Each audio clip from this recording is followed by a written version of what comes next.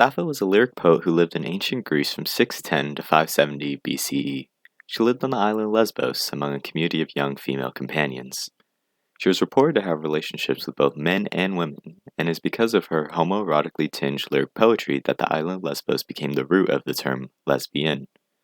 Her lesbianism made her an enemy of the church, who in turn burned many of her poems.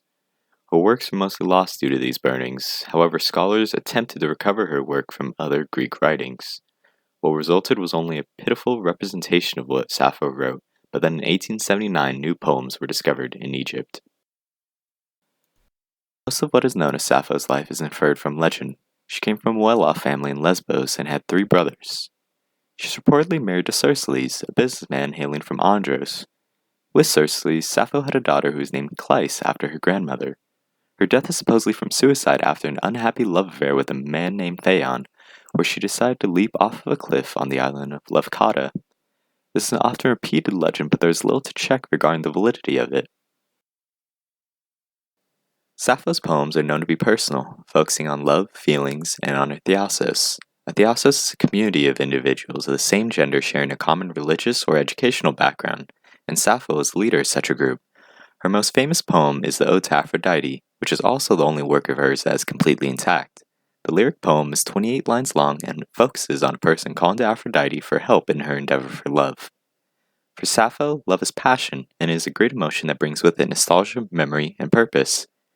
The Thiassos under Sappho focused on the education of young women for marriage, with the goddess Aphrodite's inspiration. The names Athis and Anactoria in her poems are known to be girls from her Thiassos, making her poems more personal and focused on her life and the life of the people in her inner circle. Sappho had a twofold reputation, one where she was praised as a brilliant female poet, the other she was mocked as a frivolous married woman.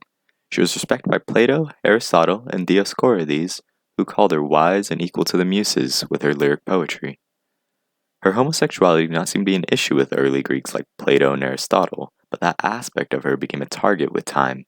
By the time of the Romans, Sappho had been seen as lustful, and the sexuality in her work had troubled Roman authors. Horace and Ovid are 2 Roman authors who are recorded to have ill-spoken Sappho, saying she taught the Lesbos girls nothing but love.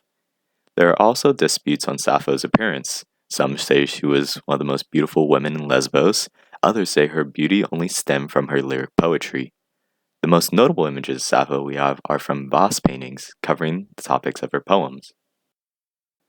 All of the legends surrounding Sappho question the validity of the actual events in her life. However, her legacy as a phenomenal poet has not changed.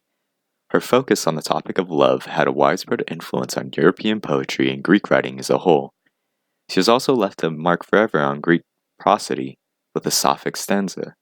So while Sappho may not be a household name when people think of ancient Greeks, her influence on today's poetry and society is kept through the motifs and topics she first highlighted.